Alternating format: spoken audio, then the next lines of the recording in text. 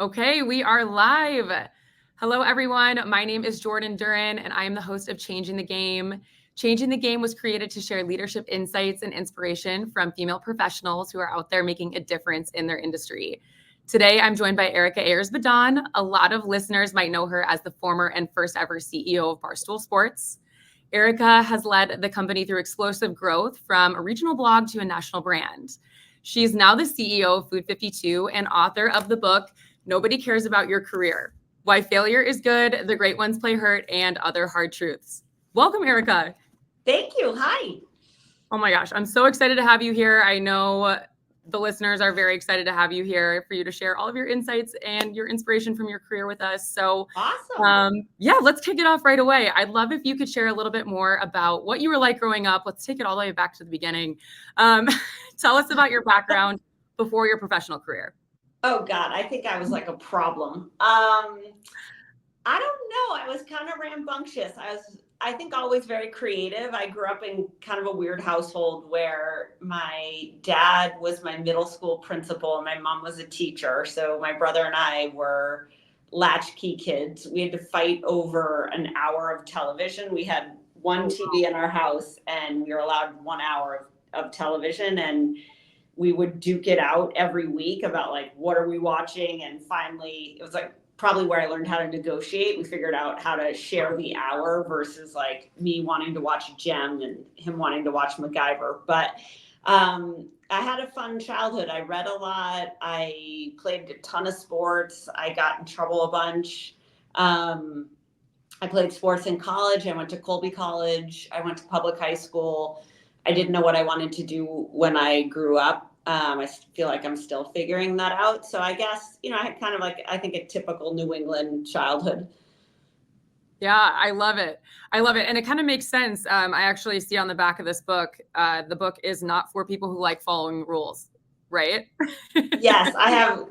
When your dad is your middle school principal, it gives you like plenty of authority issues. So, I think rules are there for a reason, but also they're there to be broken. And I think one of the things that, especially people trying to make something of themselves and make something of their life and make something of their career, you kind of have to figure it out on your own, and not every rule works for you and not every rule is meant to help you. So I think, having a good healthy defiance for the rules, an appreciation of them and a defiance against them, I think can be really healthy.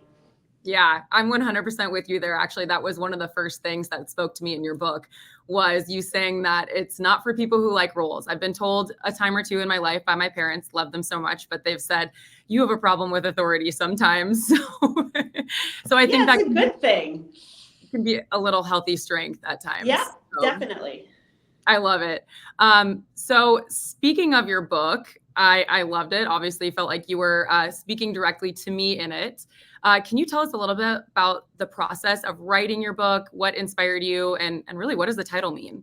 Yeah, so I started this book a couple years ago. I pretty much wrote it on the train on my phone, so commuting to New York City, and I was writing it for a couple reasons. One is we had just sold Barstool Sports to Penn, and this crazy pirate ship wild world of like chaos and inventing things every day and figuring stuff out and experimenting constantly was really changing, and my job was becoming very different, and my job was becoming much more about rules and much more about, hey, the financial forecast, how much money are you going to make next month, how compliant can you be? So I was really feeling the loss of the creativity of the last 8-9 years before, where anything was possible and anything was probable at any given minute at Barstool. So I was missing that, and I was missing a creative outlet, which really prompted me to write the book. And then the second piece of it was I was getting, at that point, and more now, a lot of DMs with people with work questions. So whether it was on LinkedIn or it was on Instagram or it's on TikTok, just getting a ton of DMs about, hey, my boss is an idiot. How would you deal with this situation? And there's a large chapter in the book about when your boss is an idiot, because most bosses are idiots, and that's not necessarily a bad thing. But the title is important. didn't have the title in mind when I wrote the book. It was really like, I think the publisher thought this was going to be like kind of a small book, and I just kept writing and writing and writing and writing. But I do think it's important. It's one of the chapters in the book, and nobody cares about your career is something I've always said to myself through my whole entire life. And mostly when I was making a decision that I felt was the right decision for me, but most other people would say was not. Going to Barstool Sports, one of those type decisions. And I think the thing that's really important is, one is nobody's coming to help you. So you need to be accountable to your own happiness and to your own, your own path and what you want to be, using work to be something greater or something different in your life. I think work is tuition, and it's the greatest vehicle you can use to change. So, one, just, you are there to help you. You may think you're an idiot. You may think you're not perfect, or you're not good at this and you're not good at that. And the reality is you're right, but you're also the best person to make your future. And I never liked when other people told me what to do. And I think you should tell yourself what to do. And then the second thing is, I think the things that hold people back at work are either your insecurity, where you're like, I'm not good enough, or I don't know enough, or what if I get it wrong, or I fail. And the other thing that holds you back is your ego, when you're like, I'm too good for this. I don't have anything to learn. I know it all. I've done it all. I don't need to lower myself. Like, I think both of those things are kind of bullshit, and you need to put them in the back seat. And you need to give yourself to your everyday, because work can be an enormous catalyst for change. And I think doing things for you and for the right reasons that will make you happy and fulfilled is really what anybody should want from a job. Yeah, amen. And you had mentioned that you overcame a lot of noise, or you just received a lot of noise and opinions from people when you decided to take the role at Barstool. How did you really overcome that adversity, that noise? And I guess, how would you encourage other people who are maybe getting that same thing when deciding to make a career change? Oh, I think career changes are great. Like, people shit all over me for taking this job at Food 52. Like, why would you ever do that? That's a lesser job. Like, the peanut gallery always has so much to say. And the reality is people who have a lot to say aren't usually busy doing very much. And the reality is they don't really care that deeply. And, that's also a reason for the title of the book. When I took the job at Barstool Sports, I was fired from the 2 boards I was on, like ceremoniously, like dumped. And most of my network was like, I don't really get that. They hadn't heard of Barstool Sports, or they didn't like Barstool Sports. And I think it was really good for me personally, because I needed a job that where my back was up against the wall, and where I had something to prove that was highly, highly motivating to me with the Barstool job. And I think if you're making a career change, let's say you want to pursue something that you're really passionate about, but doesn't make so much sense on paper, or you got a degree in one thing and you want to do something else, or you've spent 10 years doing a certain type of job and you want to make a change, that voice inside of you that says you need to make a change is not going to go away. The noise from other people is going to go away. And you also, in my experience anyways, you can ignore the noise, but you can't ignore that voice inside of you. And I think that's the voice to listen to. And the reality is, when I took the Barstool job, everyone had an opinion about what was wrong with Barstool, or the problem with Dave, or this, that, or the other thing, that after a while it was so loud that for me personally, I was like, I'm either going to spend my entire day like explaining why Barstool's great to people who don't care and are never going to believe it, or I can just spend my time making Barstool great. And I think that's like a lesson that anyone can take into their career, and honestly anyone can take into their life, which is, you have this choice. You can either explain to the peanut gallery what you're doing and justifying why you feel like that's a good idea, or you can just get busy doing it and kind of like pound sand to everybody else. And I'm kind of in the latter camp, and I think it all works out. Yeah, absolutely. And you had mentioned you felt like you had a little something to prove in there. And I mean, you certainly did prove yourself. You were up against, I think I read 74 men for the Barstool job. I work with a lot of women actually here at Shift Group who are pursuing careers in sales, and they they know that they Yeah, might be one of the only women in the room when they go into sales. So I'm just wondering, definitely. do you have any, I guess, can you talk a little bit about what this was like? And do you have any encouragement for women who are in the modern workplace in this scenario? Oh yeah, I mean, I'm still, outside of work here, where it's predominantly female and women. Look, I don't think it's the worst thing to be the only woman in the room. I also don't think you should use your gender, whatever your gender may be, as an excuse for like not becoming who you want or getting what you want or doing what you're capable of. I tend to put my gender out there, which is like, hey, I'm, I think fairly obviously a woman. And then I take it away, which is like, I'm not here to like look pretty or act a certain way, or I just want to get work done. And I think the more that women can show up at the table and just like put aside this whole like, ooh, I'm different than all of you, or feelings of inferiority or feelings of intimidation. Like you just got to swallow that, and you've got to, I always tried to work harder than everybody else in the room and to be sure that I knew what I was talking about. If you know what you're talking about, it doesn't matter what color you are, what shape you are, what planet you're from, what your gender is, like people will listen to you. I wouldn't be afraid to be like, let me finish when people cut you off, which will happen. I say that all the time. I had this boss once. I had a boss when I was in Boston who she was pretty scary and powerful. But when she was talked over, she just got really, really quiet, and she made her voice like she didn't speak up, she spoke down, Yeah. and it made everybody like triple pay attention. So like you can get people to pay attention to you. I tend to, at this point, I'm fairly mouthy, I guess, where if I'm in a room with all men, we did a banking partner review for one of the boards I'm on, and I was always the only woman in the meeting, and I was like, guys, this is like embarrassing, it's ridiculous, it's like, could you at least just get a woman on your team? So I don't think it's good for people, I think, to say that if you're in a position of authority or a position of comfort to do so. But in general, if you're a salesperson, like know your product, advocate for your product, speak well of your product, listen to other people, and don't be afraid to show up as you are, and including as a woman. Yeah. Show up as you are. I think the authenticity piece is so important. That will shine through above everything else. If you show up in the room authentic and knowing the value that you bring, I think that will help you rise above all. So, Definitely. I mean, the people who don't do well in meetings, hopefully it's not because of your gender. I think the people that don't do well in sales pitches or meetings are, they either talk too much and they don't listen, they don't know their product as intimately as well or as well as they could. They don't read the room to understand what people are interested in, and they don't care enough to follow up. I think if you do those things, like you'll crush whatever you do. yeah. Yeah, I agree. I agree.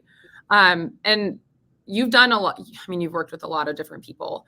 You've hired a lot of different people. And one thing that we believe here at Shift Group is resumes really are just they're paper. They're a little Yeah. old. They're antiquated. They don't really tell the whole story of what somebody has to offer.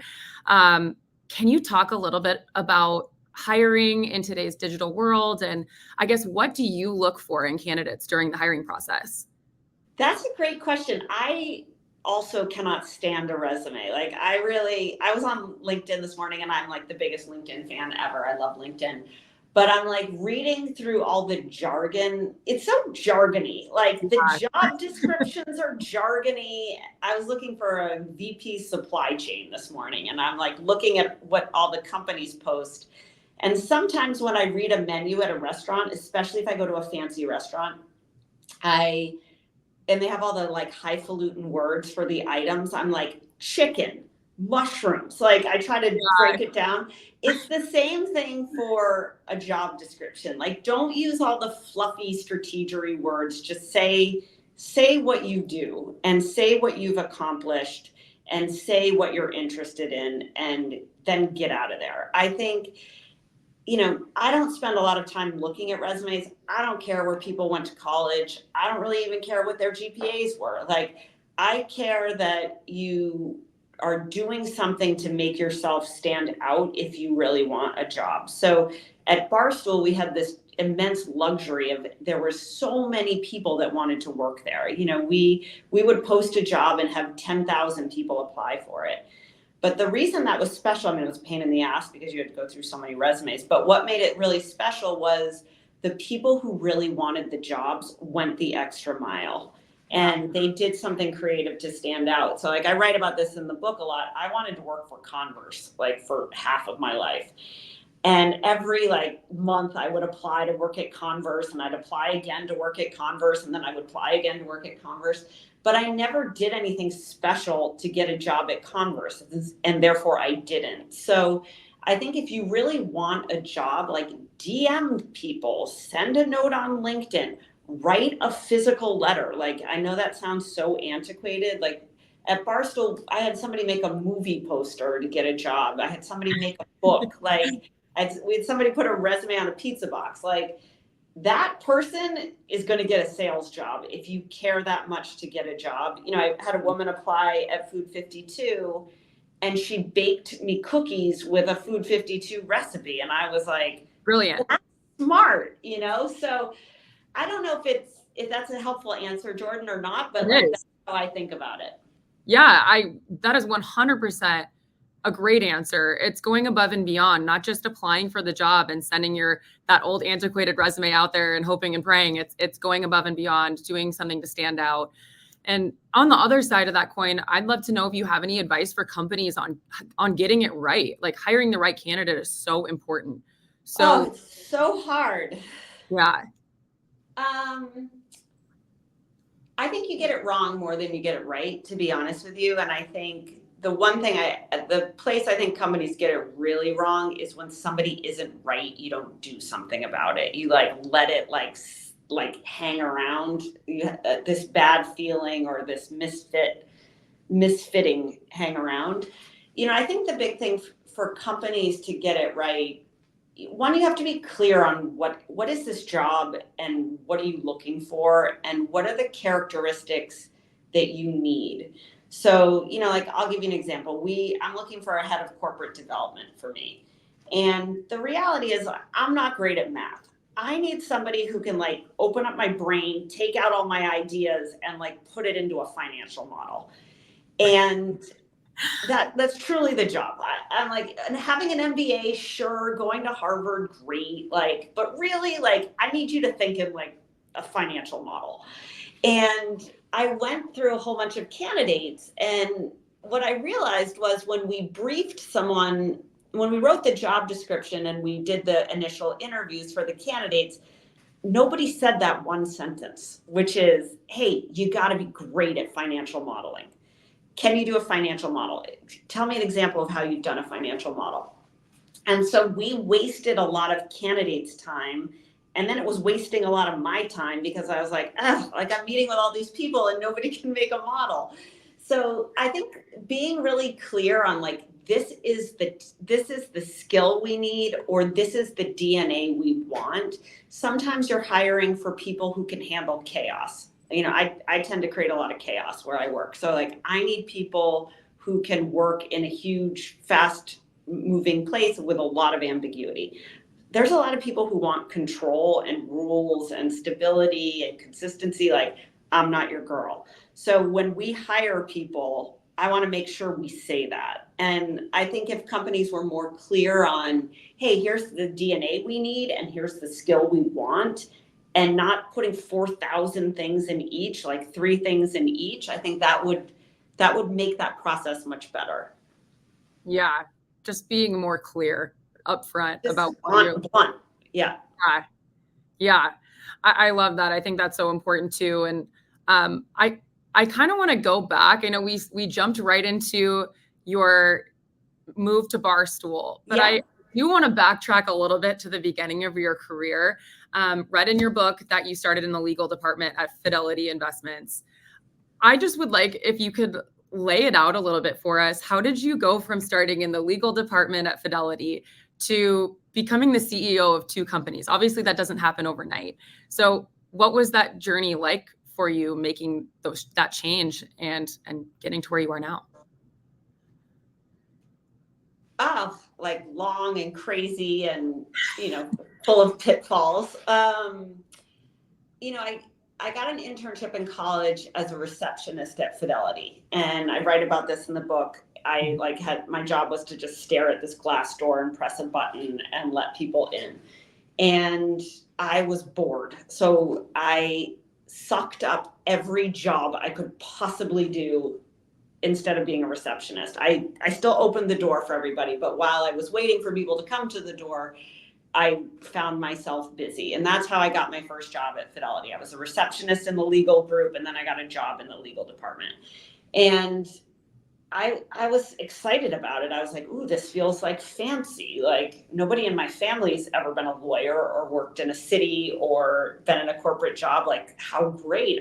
Of course I want to be a lawyer. And then I started to realize what it meant to be a lawyer and to unpack what a lawyer at a big investment firm meant. And I was like, I hate all of this. Like, this is beige. This is terrible. This is about risk mitigation. It's about retirement plans. Like, I was like, I can't even fathom retiring. Like, I'm not saving any money. This is not for me. So I took a really big pay cut and I took a big jump to go work in the advertising group. And that was a really good experience for me because one, nobody thought I should do it. Two, it was insanely painful. I was making like $50,000 and then I was making $17,000 and, had a whole bunch of credit card debt. Like it was painful. Wow. But it opened up and it got me my first job in the internet. And once I started working the internet, I never looked back. I got laid off from that job, which is like anybody who's been laid off is like a mind trip. It's like debilitating. You feel unworthy and it's just crushes your ego and it makes you feel insecure. And I write a lot about this. And then I scrapped my way to a bunch of other jobs. And I started working in a bunch of ad agencies, which I loved. I felt working in an agency was awesome tuition. And I really believe every job you take should really open up 5 new jobs for you. I never thought I would ever be a CEO. I didn't have any designs on being a CEO. I thought I wanted to be a CMO. But every job I took, I was always very, very, very sensitive that it would open other jobs for me.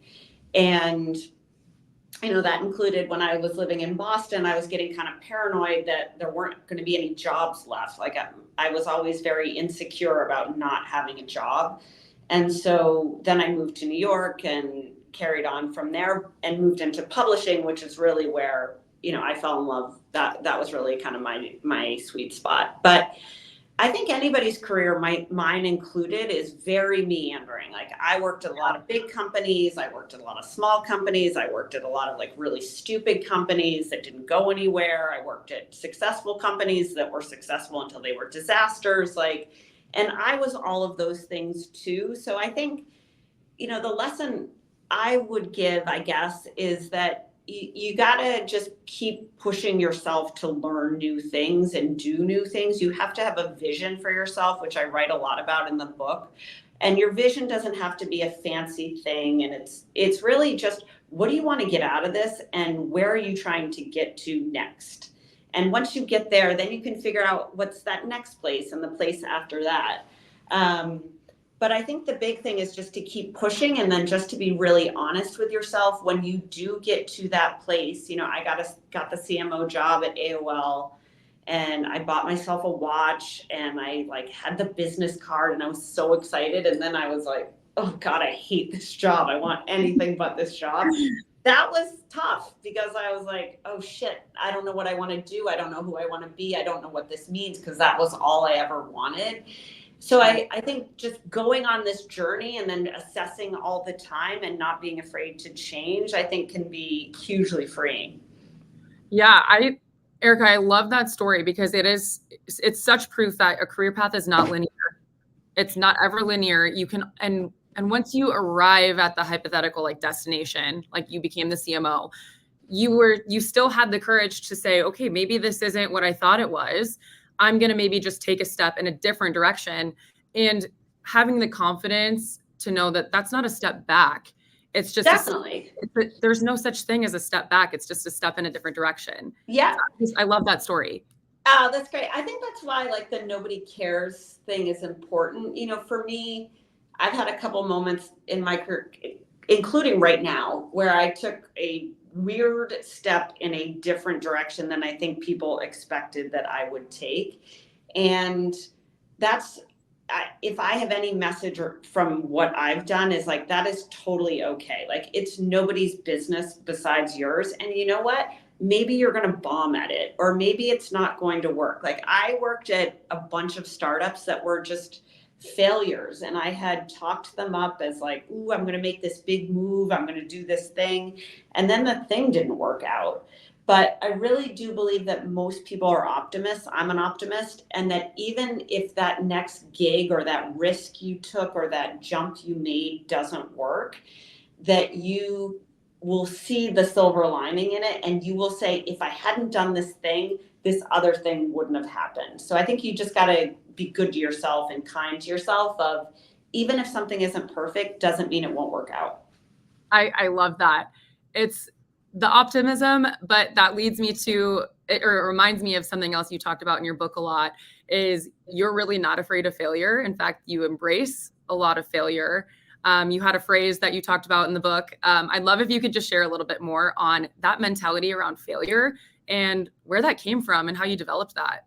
Yeah. I'm still working on it. It's uncomfortable to fail. Obviously, like, doesn't feel good. You look stupid. It like is kind of embarrassing. But one thing that I have this phrase, which you talked about, Jordan, which is like fail always. Like, you should be in fail always mode. And the reason I like fail always mode is, don't be afraid of failure, because the reality is you're human and you're fallible and you are going to fail. So like, I started to feel like, at least in my career, like it was kind of inefficient to be worrying about failure because it was going to happen. I'd rather worry about things that I could prevent from happening versus the idea that I wouldn't be successful all the time, because I couldn't assure that.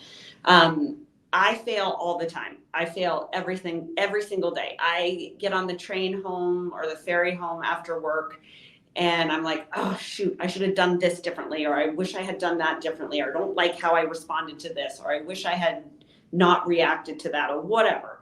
I think it's good to be always having that like running monologue with yourself of things you would have done differently. And what failure means to me is two things. One is that you're putting yourself in an environment where you don't know everything. And I think that's really important because it shows that you're getting out of your comfort zone and it shows that you're growing. The second is that you are trying things and you are iterating. You're trying to figure it out. When I was learning how to play hockey, I picked up hockey at, I don't know, 40 something. Like, and it was a disaster. I looked like an idiot, and like, my skates were wobbly, and I didn't know how to pick one leg up over the other. But you have to look stupid and fail so that it's part of the journey to figuring it out. And now I can skate, but I wasn't going to go from, I think we live in this kind of like Instagram, TikTok bubble where the perception is you're going to be perfect all the time, and there's not a journey to get there. And the more you can give yourself to the journey, the faster you're going to learn to skate. Amen. I love that. Erika, I want to respect your time because I know we're about here. So I just have 2 speed round questions for you. Okay. We talked a little bit about failure. I'd love to know just what is one of your proudest accomplishments in your career? Oh, I don't even know. I love to work. I'm so happy that I still love to work so much. Yeah. That's awesome. That's an accomplishment in itself. You're learning and still growing every day. Awesome. And then final question for you. I just work with a lot of candidates here who are considering changing careers. They're embarking on their career adventure for the first time in their lives, post-college or post-athletic professional career. So I just would love to know if you have any advice for them. How would you encourage them as they're starting out in their new careers?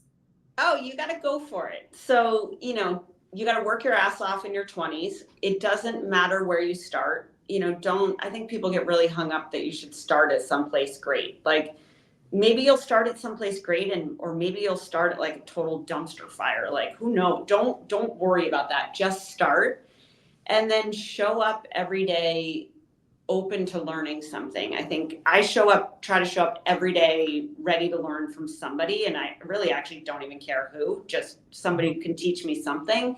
And I think if you approach your life that way and your work that way and show gratitude when people do teach you, you will grow and you will expand and you will move to a place that that you'll be really proud of and excited about. Yeah. Yeah. You can learn from anybody.